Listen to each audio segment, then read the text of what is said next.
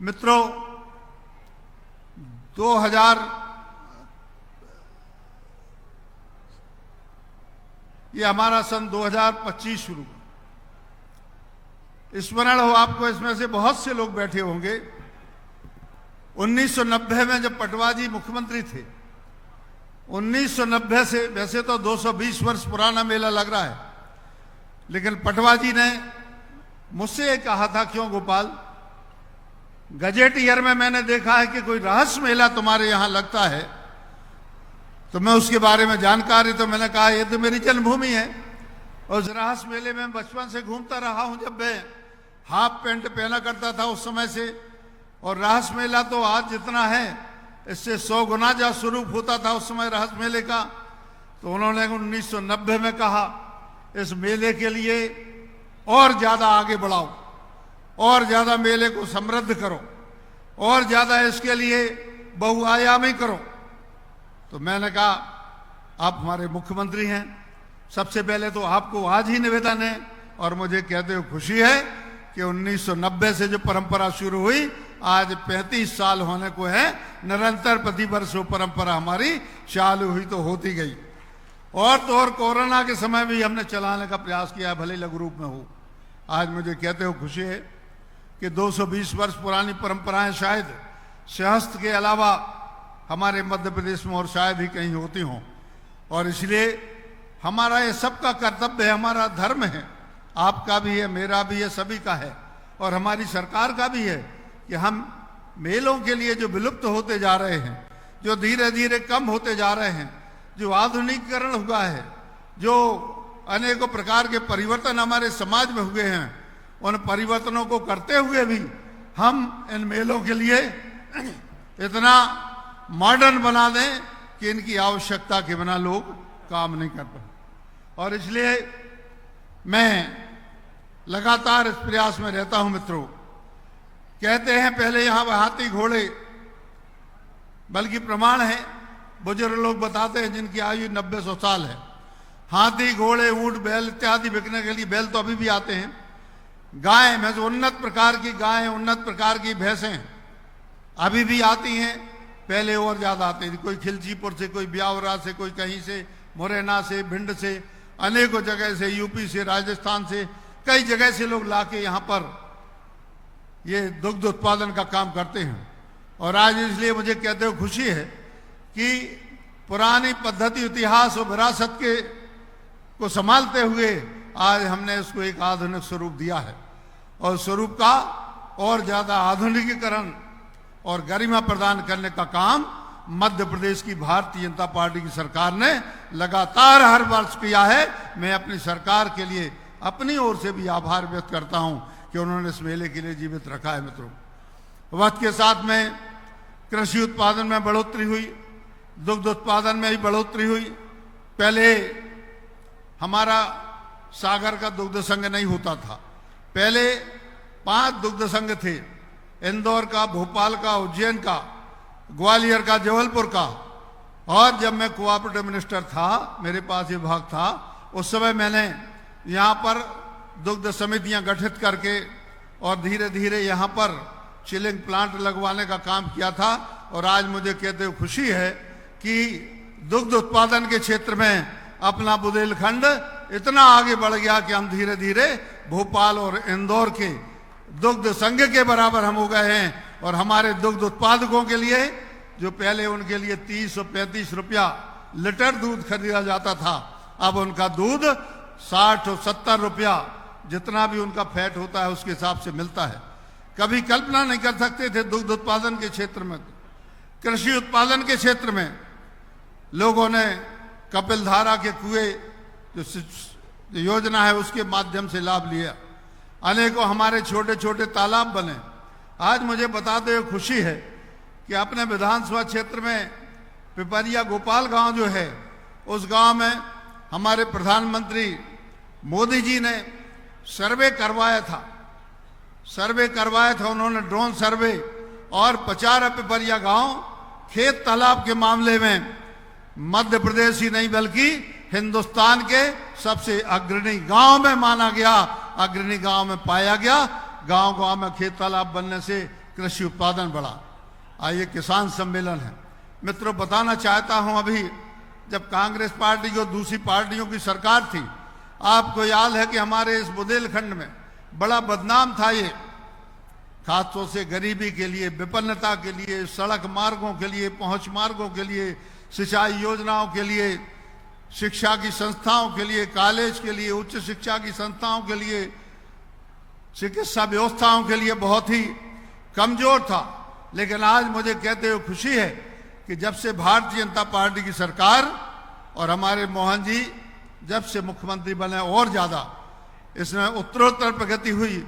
और मैंने तो अभी अखबार में आंकड़ा बताया था, मुख्यमंत्री जी आपको बताएंगे पूरी बात। हमारे इस बुंदेलखंड में प्रति वर्ष लगभग 35 किसान सिर्फ बुंदेलखंड के 6-7 जिलों में आत्महत्या कर लेते थे कर्ज के बोझ से। लेकिन अभी जो सर्वे आया पिछले 1.5 वर्षों में, एक भी किसान ने बुंदेलखंड के कोई आत्महत्या नहीं की, किसी ने अपने प्राणों की आहुति, किसी को जरूरत नहीं पड़ी।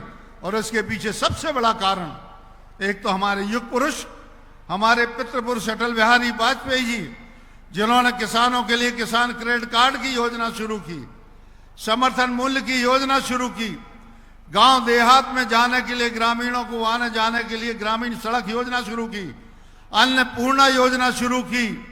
दर्जनों ऐसी योजनाएं अटल जी के समय, हमारी पिछली सरकार के भी समय, जो भारतीय जनता पार्टी की सरकार थी, और आज के समय भी मुख्यमंत्री जी बताएंगे इस बात को कि मध्य प्रदेश के किसी किसान की आंखों में आंसू न रहें। कोई बहन जो है वह मजदूरी करने से महफूज होकर घर से उलाहना न सास का उलाहना सहे, न जेठ का सहे, न पति का, न नंद का, न भौजाई का। और इसलिए जो योजनाएं चलाई महिलाओं के कल्याण के लिए, किसानों के कल्याण के लिए, हमारे प्रधानमंत्री जी ने आप सबके लिए, किसान भाई अधिकांश बैठे हुए हैं, सबके लिए 2-2 हजार रुपये हर 2-3 महीने में डालते हैं। अनेकों योजनाएं जिनके बारे में चर्चा नहीं करूं, ये सब इसी कारण से संभव हो पाया। ये परिणाम देखने को मिल रहा है कि आज किसानों के पास, जहां हम देखते थे जिस गांव में 2-5 साइकिलें नहीं होती थी, आज वहां पर 100-100 मोटरसाइकिलें हैं, आज वहां पर 20-20 4 व्हीलर कारें हैं। ये भारतीय जनता पार्टी की सरकार के कारण ही संभव हो पाया। और इसलिए मित्रों, आप सबको मैं अपनी सरकार, चूंकि मैं सरकार में मंत्री रहा हूं, और इस कारण से हमने जो प्रयास किए, और अभी इन्वेस्टर्स मीट करके हमारे मुख्यमंत्री जी ने, प्रधानमंत्री जी ने जो प्रयास किए हैं, जो औद्योगिकरण बढ़ाने के प्रयास किए हैं, कुछ कृषि क्षेत्र में निवेश का भी प्रयास उसमें हुआ है, सम्मिलित है। और जब ये प्रयास होंगे तो मैं ये मान के चलता हूं कि किसान भाई एक तरफ अपने खेतों में काम भी करेगा और उसका बेटा उन लगने वाले उद्योगों में, उन उद्योगों में कर्मचारी के रूप में काम करेगा, और हो सकता है कोई उन उद्योगों में सीईओ के रूप में भी काम करे। हम चाहते हैं कि इसमें से अनेकों किसानों के बच्चे ऐसे निकलें जो खुद अपना उद्योग भी, छोटा उद्योग लगाएं। सरकार पूरी तरह से उसके लिए समर्पित है, प्रयासरत है, सब कुछ कर रही है। आप लोगों 3 दिन पहले देखा होगा, मुख्यमंत्री जी बताएंगे। अंत में इस विधानसभा क्षेत्र का प्रतिनिधि होने के नाते, और मुख्यमंत्री जी, मैं निवेदन करना चाहता हूं, ये वो विधानसभा क्षेत्र है जिसने वक्त कितना भी बुरा रहा हो, विपरीत रहा हो, कितना भी पार्टी के लिए और हमारे लिए दुर्दिन रहे हों, कष्टमय दिन रहे हों, लेकिन रहली विधानसभा क्षेत्र एक ऐसा क्षेत्र है कि जिसने कभी भारतीय जनता पार्टी का साथ नहीं छोड़ा। हमेशा बुरे समय में भारतीय जनता पार्टी, ऐसे वक्त में जब हिंदुस्तान में सिर्फ 2 सीटें लोकसभा की बीजेपी के पास होती थी, इंदिरा गांधी की घटना के बाद में सन 84 में, 85 में, उस समय आप सब ने मिलकर मुझे विधायक बनाया, पार्टी ने मुझे टिकट दिया।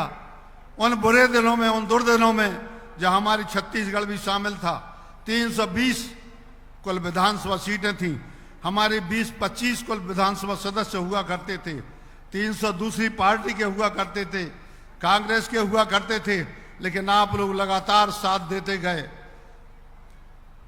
लगातार मुझे आशीर्वाद देते गए, और उसके फलस्वरूप आज इस क्षेत्र को एक गौरव ये अभिमान प्राप्त है कि पिछले लगातार 9 चुनाव से 40 साल होगा, 41वां साल है, 41 साल से इस क्षेत्र के मेरे दिल के टुकड़े, मेरे कलेजे के टुकड़े, मेरे भाई गोपाल को आशीर्वाद देते आए।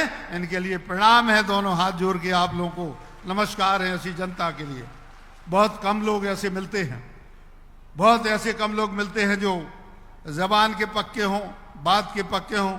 और इसलिए मैं माननीय मुख्यमंत्री जी से निवेदन करता हूं कि कुछ काम हमारे सिंचाई के, कुछ काम शिक्षा के क्षेत्र के, कुछ काम चिकित्सा के क्षेत्र के नहीं हो पा रहे हैं कुछ वर्षों से।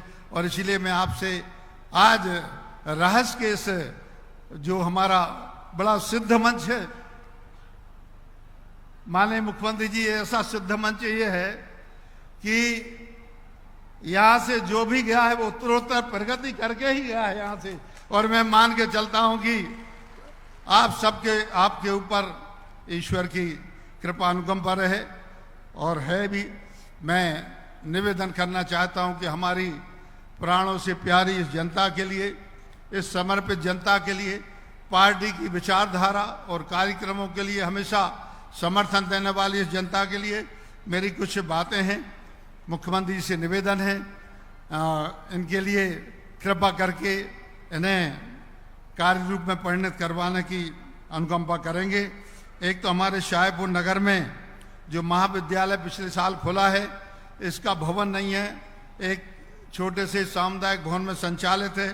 तो शाहपुर का शासकीय महाविद्यालय भवन युक्त हो जाए, इसके लिए भवन की कृपा करेंगे। जो हमारा रहली है वहाँ भी पीएचसी है, उसको अपग्रेड करके और कम्युनिटी हेल्थ सेंटर की और शाहपुर के लिए अपग्रेड करके वहाँ के सामुदायिक स्वास्थ्य केंद्र के लिए सीएचसी के रूप में परिवर्तित करने का कष्ट करें। हमारे गड़ाकोटा और रहली दोनों महाविद्यालयों में स्नातकोत्तर महाविद्यालय हैं, लगभग 4-4 हजार छात्र हैं और 4,000 छात्रों के ऊपर विषय के शिक्षक नहीं है, परमानेंट शिक्षक नहीं है, रेगुलर शिक्षक नहीं है।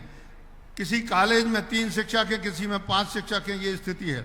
और बच्चों के जो फीस लेके चंदे से ये कॉलेज 50 साल पहले खुले थे स्वशासी कॉलेज के रूप में। उस समय कॉलेज बहुत बड़ी बात मानी जाती थी कांग्रेस के समय। स्वशासी कॉलेज के रूप में खुले थे तो छोटा सा स्टाफ है और पढ़ने वाले गरीब बच्चों के आर्थिक योगदान से वो चलता है। तो उसके लिए और कुछ नहीं चाहिए, आप कुछ पद स्वीकृत करने की कृपा करें तो इन बच्चों का भविष्य और ज़्यादा बेहतर हो जाएगा। रैली क्षेत्र में हमारा सिंचाई का रकबा बढ़ाने के लिए मिड़वासा सिंचाई योजना, इसकी स्वीकृति प्रदान करने की कृपा करें। जो उद्यान की महाविद्यालय है जो लगभग 8 वर्ष पूर्व शुरू हुआ था, वैसे तो मैं जब कृषि मंत्री था उस समय मैंने शुरू किया था, लेकिन उद्यान की महाविद्यालय की नींव 8 वर्ष पहले रखी गई थी। कुल इसमें अभी तक हमें 5 करोड़ रुपया प्राप्त हो सका है और व्यवस्था के कारण से सिर्फ डिप्लोमा कोर्स चालू है, डिग्री कोर्स चालू करने के लिए।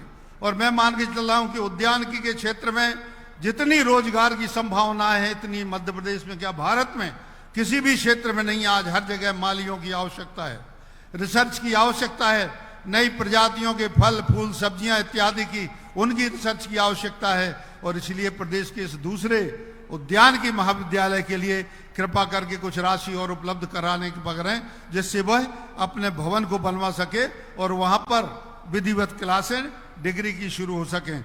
इसके अलावा हमारे यहाँ बहुत से अधिकांश गांव में धीरे धीरे मजरे टोले बन गए हैं, लोग जाके खेतों में रहने लगे, कहीं 20 के समूह में, कहीं 25 के समूह में। लोग रोज आते हैं, उन्होंने कहा भैया हमारे यहाँ खंबा लगवा दो, बिजली लगवा दो। तो अब कहीं 10 खंबे लगना, कहीं 5 खंबे लगना है। मैंने सर्वे करवा लिया है, 110 मजरे टोले ऐसे हैं। इन मजरे टोले में कृपा कर विद्युतीकरण करवाने की कृपा करें। और दमोह से सागर इतना ज़्यादा ट्रैफिक बढ़ गया है, रोज दुर्घटनाएं हो रही हैं। और दमोह से सागर की जो रोड है, इसके लिए हमारा जो रोड अभी 2 लेन है, इसके लिए 4 लेन करवाने की कृपा करेंगे, जिससे ये ट्रैफिक का दबाव कम हो जाए। बहुत ज़्यादा दुर्घटनाएं रोज, मुख्यमंत्री जी, रोज एक ना एक घटना होती है, मतलब पोस्टमार्टम लगातार 1-2 शव पड़े ही रहते हैं। इतनी ज़्यादा भोपाल इंदौर रोड पर जितना ट्रैफिक है आप मालूम कर रहे हैं, यहाँ पर उतना ही ट्रैफिक है गलाकोटा से सागर तरफ और गलाकोटा से दमोह की तरफ। कृपा करके इसको 2 लेन, और वैसे आपके अधिकार में है, आप कैबिनेट से इसको स्वीकृत करवा के और जल्दी से जल्दी इसको मूर्त रूप दिलाने की कृपा करें। हमारी रहली जो नगर पालिका है, यह बहुत पुरानी नगर पालिका है और कुल 3-4 कमरों में चल रही अभी। इसके लिए एक भवन स्वीकृत करने के लिए, भवन के लिए राशि स्वीकृत करने की कृपा करें। गलाकोटा जहाँ पर बैठे हैं, यहाँ पर 5 नए पार्ट बने हैं। रनगुआ है, बसारी है, हेनौता है, मगरदा है, ये सब जुड़ गए हैं क्योंकि सब लगे हुए हैं गांव। आधा किलोमीटर, 500 मीटर, 700 मीटर पर लगे हुए हैं। कई तो बिल्कुल मर्ज हो गए हैं, तो ये मिल गए हैं। तो उन गांव में अब यह अधोसंरचना का विकास नहीं हुआ है, तो उन गांव में सड़कें, विद्युतीकरण इत्यादि के लिए नगर पालिका परिषद को राशि प्रदान करने की कृपा करें। और हमारा जो गलाकोटा रहली देवरी मार्ग है, ये 2 लेन है, इस पर भी काफ़ी ट्रैफिक है। तो गलाकोटा रहली देवरी मार्ग के लिए, इसके लिए अभी सिंगल लेन है, इसके लिए 2 लेन करने की कृपा करें। माननीय मुख्यमंत्री जी, हमारे यहाँ जो अधिकारी, अभी सभी अधिकारी यहाँ व्यवस्थाओं में लगे हैं, काफ़ी सहयोग कर रहे हैं। उनके रहने के लिए हमारे रहली में, गलाकोटा में एक भी शासकीय आवास नहीं है। पहले जीएडी ने 50 साल 60 साल पहले आवास बनाए थे, जर्जर हो गए, खंडहर घोषित हो गए। तो रहली में 50 आवास और गलाकोटा में 25 आवास ऐसे हमें निर्मित करवाने की कृपा करें, ताकि शासकीय अधिकारी कर्मचारी, कोई भी एसडीएम आते हैं, तहसीलदार आते हैं, जज लोग आते हैं, तो उनके लिए किराए के मकानों में रहना पड़ता है, जिससे बड़ी दिक्कत होती है और व्यवस्था भी प्रभावित होती है। इस कारण से जीएडी से स्वीकृत करने की कृपा करें। मुख्यमंत्री जी, ये मेला जो है, ये एक बार राज्यपाल के अभिभाषण में उन्होंने ये कहा था कि 100 वर्ष से ज़्यादा जो पुराने मेले हैं, हम उनके लिए शासकीय रूप से चलवाएंगे, मेले घोषित करेंगे। लेकिन यह मेला अभी तक शासकीय रूप से नहीं हो पाया है। शायद अन्य मेले भी नहीं हो पाए हैं जो 100 साल से पुराने, इक्का दुक्का कुल होंगे मध्य प्रदेश में। तो इस मेले के लिए शासकीय स्वरूप देने का, शासकीय उसमें कार्यक्रम में और कैलेंडर में इस मेले के लिए जोड़ने की कृपा करेंगे।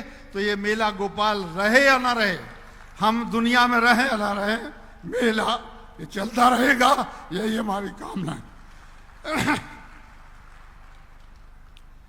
हमारा जो नर्मदा नदी हमारे बाजू से निकलती है, और इसलिए मां नर्मदा का पानी यदि सोनार नदी में जोड़ दिया जाए, सोनार नदी को उससे जोड़ दिया जाए, तो हमारे सागर जिले के देवरी, रहली, दमोह, पथरिया, हटा, हमारे सभी वहाँ के प्रतिनिधि बैठे हैं। तो हमारे लिए सोनार नदी यदि जुड़ जाती है तो फिर 12मासी नदी हमारी हो जाएगी। मां नर्मदा, इंदौर भी पानी पी रहा है, भोपाल भी पी रहा है और जबलपुर भी पी रहा है मां नर्मदा का पानी। एक बार हम लोगों के लिए, 8-10 विधानसभा क्षेत्र वालों के लिए यदि ये नसीब हो जाएगा, तो आप और ज़्यादा इतिहास बनाने में मैं मान के चलता हूँ कि हम सब लोग आपको इतिहास पुरुष बताने में कभी कोई पहले भी कमी नहीं रही है, लेकिन आगे बात समय कभी 100 साल आगे इतिहास लिखा जाएगा तो मोहन यादव जी के नाम पर लिखा जाएगा कि मां नर्मदा के लिए सुनार से आपने जोड़ा मुझे। कोपरा की हमारी मध्यम सिंचाई योजना स्वीकृत है, इसे गति देने का काम मुख्यमंत्री जी अध्यक्ष हैं उसके कमेटी के, उसको मैंने अपने इस ज्ञापन में उल्लेख किया है। और इसके अलावा अंत में है कि जो शाहपुर का हमारा उच्चतर माध्यमिक जो कॉलेज तो है ही जर्जर, उसमें धर्मशाला में लगता है, लेकिन जो वहाँ का जो हायर सेकेंडरी स्कूल है, इसका ही भवन 50 साल पहले चंदे से बना था, लोगों ने अपने अपने पैसा मिलाया था। तो शाहपुर के हायर सेकेंडरी स्कूल का भवन भी यदि स्वीकृत आप करने की कृपा करेंगे तो निश्चित रूप से हम आपका आभार पहले भी व्यक्त करते रहें और ज़्यादा आभारी रहेंगे, जीवन भर आभारी मैं रहूँगा, बुंदेलखंड के मेरे क्षेत्र के लोग रहेंगे। आप यहाँ पधार कर, हमारे मंच पर बैठे सभी महान भावों ने इस कार्यक्रम में शिरकत करके पधार कर इस कार्यक्रम की शोभा बढ़ाई, इस कार्यक्रम को गरिमा प्रदान की, भव्यता प्रदान की। मैं आप सभी लोगों का हृदय से आभारी हूँ। यह परंपराएं हमारी चलती रहना चाहिए। इतिहास जो है, जो लोग अपने इतिहास को नहीं जानते, इतिहास उन्हें भी भुला देता है। ऐसी नौबत ना पाए। और इसलिए मेरा नहीं, आप सबका कर्तव्य है, सरकार अपना काम करेगी और आप लोग अपना काम करें। और मुख्यमंत्री जी, आपको विश्वास दिलाता हूं कि हमारे यहाँ का किसान, हमारे यहाँ की जनता, हमारे यहाँ का बीड़ी मजदूर, हमारे यहाँ का गरीब आदमी कभी भारतीय जनता पार्टी के लिए न भुलाया है उसने, न बुरे समय में, और अच्छे समय की तो बात ही क्या है। और इसलिए मैं आपको बहुत बहुत धन्यवाद, आपके आगमन पर धन्यवाद। और सभी जो मेरे सामने बैठे हुए हैं, मेरे परिजन, सभी के लिए बहुत बहुत धन्यवाद। दोनों हाथ जोड़ के प्रणाम है, आप सभी के लिए नमस्कार है। एक बार फिर कहेंगे, भारत माता की, भारत माता की। बहुत बहुत धन्यवाद, नमस्कार। Eklavya University The Move will guide you towards a bright future. 28 acres of lush green campus, largest campus of Bundelkhand, experienced and dedicated faculty. 50 future-ready courses taught in 12 different schools, separate courts and ground for sport, fully equipped lab and workshop, safe and fully equipped separate hostel for girls.